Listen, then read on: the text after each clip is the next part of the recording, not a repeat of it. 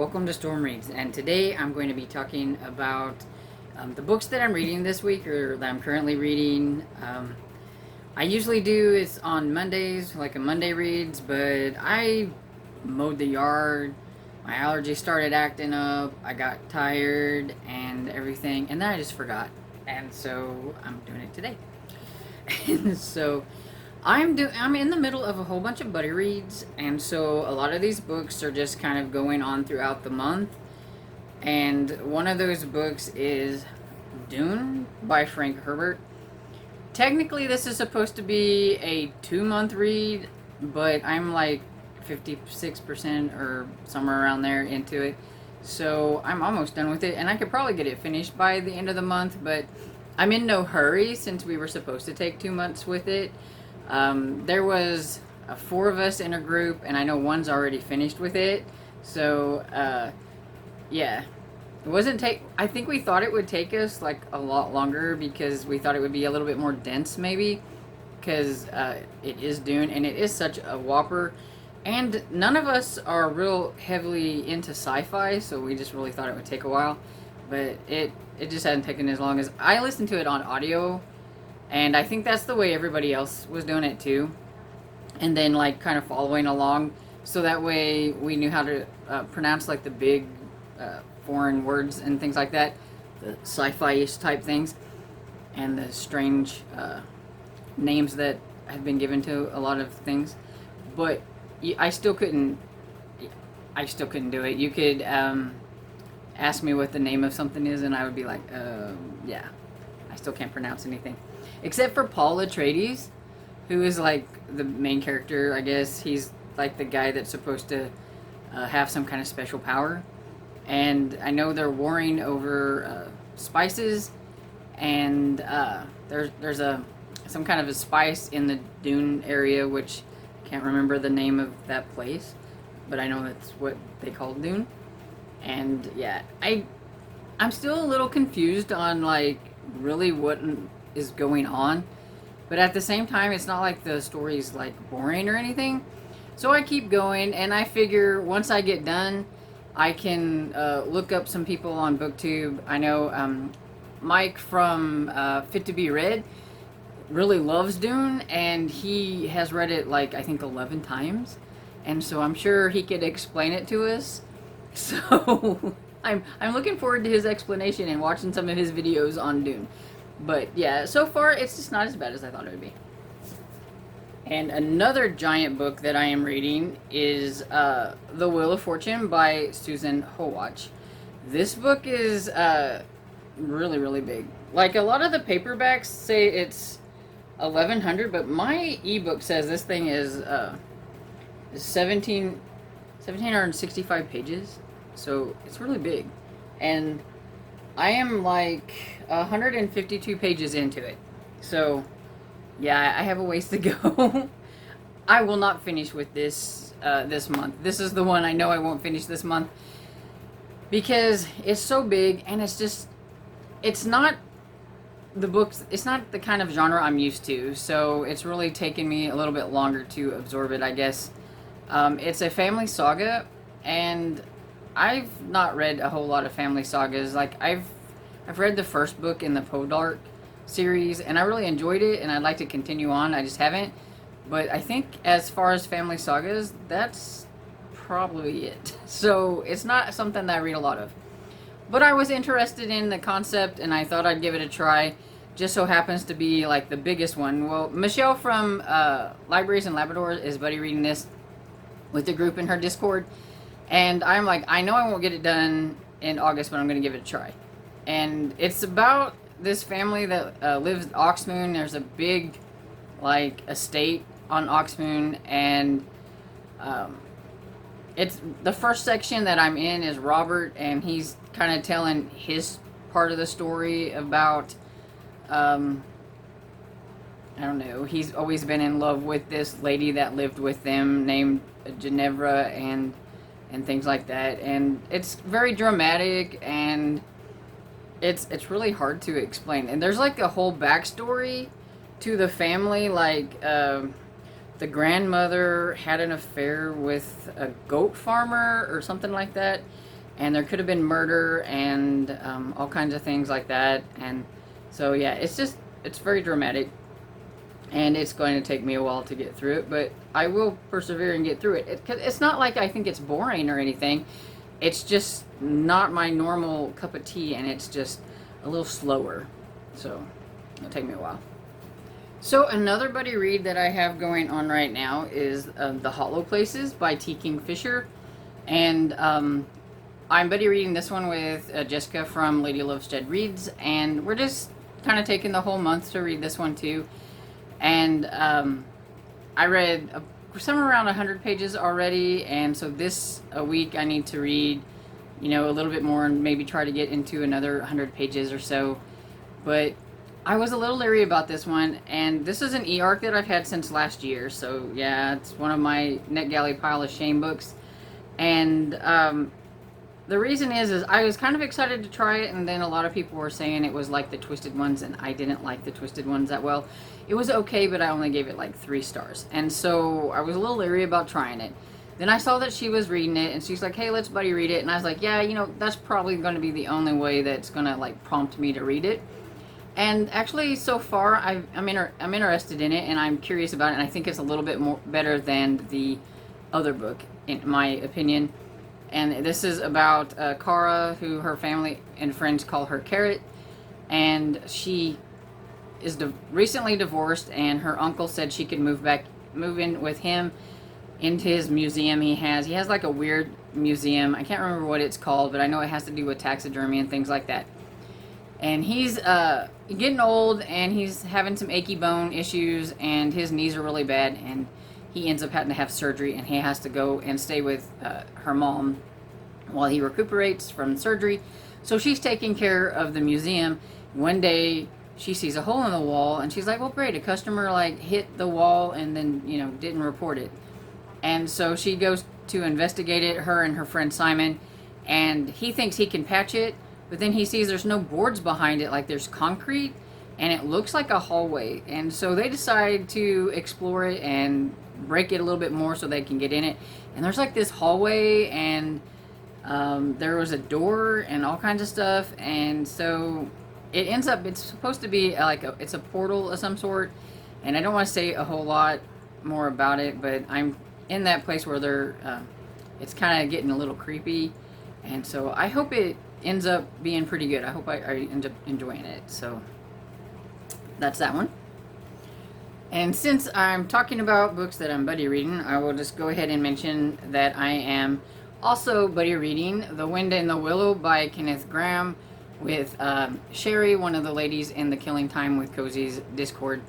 I'm listening to this one on Hoopla, and I thought it was going to be really cute and whimsical, but it really isn't as great as I thought it was going to be. I don't remember ever reading it as a child. I may have, I just don't remember. I do remember like the cartoons with Mr. Toad, but I just don't really remember the actual story. And it's kind of boring. It's just about this rat who meets the mole, and then they go and they find the badger, and then they find Mr. Toad, and they're just out romping around in like the fictional storybook kind of place where this is, out in the woods and stuff. And it's just kind of like everyday stuff, and nothing really exciting ever happens or cute or anything. It's just kind of boring. I don't like a lot of the characters. I think the badger is like my favorite one out of the whole thing. Mr. Toad is like a really spoiled, like rich, he acts like a spoiled rich kid is what it is, and I don't like him. And then the mole and the rat they're just kind of dumb. And so I'm sure kids might like it, and maybe that's the difference, but yeah, I'm just not really enjoying it all that well. But I'm almost done. I'm at 75%, so almost there. I will say that the narrator, Andrew, I think it's Andrew Wincott, does a really good job narrating the story. And then the Discord group Killing Time with Cozies is doing a series read-along, and this month is the first book in the series, and we're reading the Kebab Kitchen mystery series. And so the first one is Hummus and Homicide by Tina Cashian. And this is about Lucy, who has, she's quit her job at the law firm because she was overlooked for a promotion, and it just made her mad, so she quit. She thought she was better equipped for it, and she's come home, but she told her parents she's on a sabbatical, and they just put her right to work in their kitchen. They have the kitchen kebab place that, is it Kebab Kitchen? Yeah, the Kebab Kitchen, I guess. And I always get it backwards for some reason. And there is a lady that she was never friends with in school, and she ends up being the new health inspector, and they have words, and then they get a ding on their health inspection, and then, of course, she ends up dead, and so Lucy ends up as a prime suspect because she was one of the last ones to see her. So she has to figure out what's going on, and it's okay. I'm 64% into it, and I wouldn't say it's a favorite, but it's okay. It's reading okay. I'm curious to see how it's going and where it's going to go and who the killer is, because I really, at this point, I still don't really have a clue who the killer might be. There's a lot of suspects because she evidently has not been very nice as the new health inspector, so lots of suspects. So I have all of those like buddy read things going on, but I do actually have some other books that I am reading. I know I'm like in the middle of a ton of books, it seems like, but yeah, I'm reading Cajun Kiss of Death by Ellen Byron, and I believe this is number 7. It's number 7 or number 8 in the Cajun Country Mysteries. It's one of my favorite series. I really love Gopher. He's just adorable, and I haven't gotten very far into this one. I know it's a Valentine one, and it came out earlier. I think, no, it comes out this month. It's either already out or it comes out on the 24th. It's one of those. I had another Cozy Mystery e-arc, and they both come out in August, and I can't remember like which one goes where. So, but it does come out this month. And so I wanted to get it finished, and of course, since it's my favorite one, I really wanted to read it. And this one, it has, at the beginning, there is a triple wedding with the main character Maggie and her man Bo, and then her grandmother and her man, and Rufus, which is Bo's cousin, I think, and then and his lady, and so they have this triple wedding. So I've never heard of a triple wedding. I've heard of double ones, but yeah, it was kind of interesting.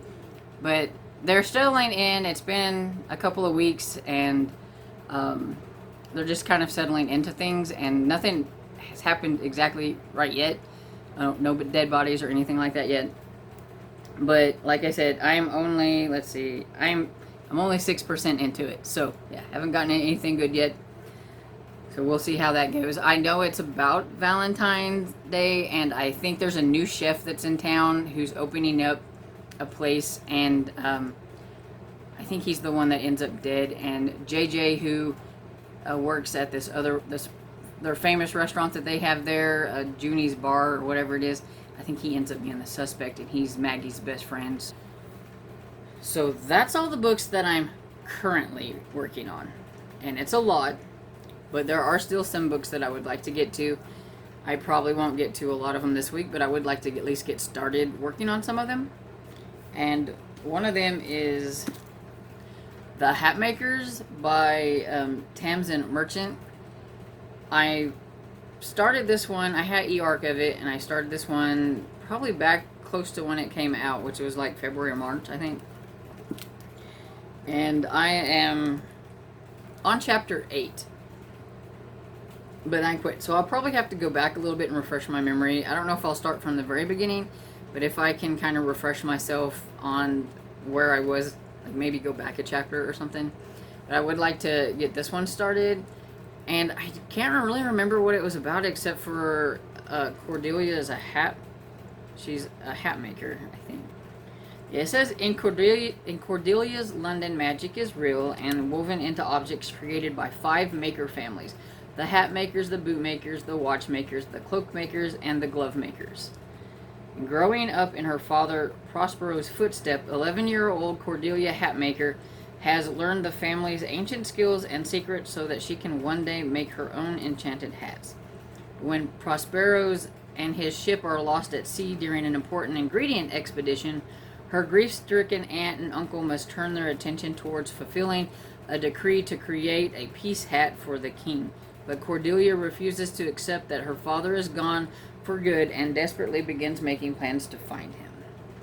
Then the peace hat is stolen, along with the peace boots, watch, cloak, and gloves, and Cordelia realizes that there is more menacing plot against the Makers Guild, and that Prospero's hatmaker's disappearance may be connected. So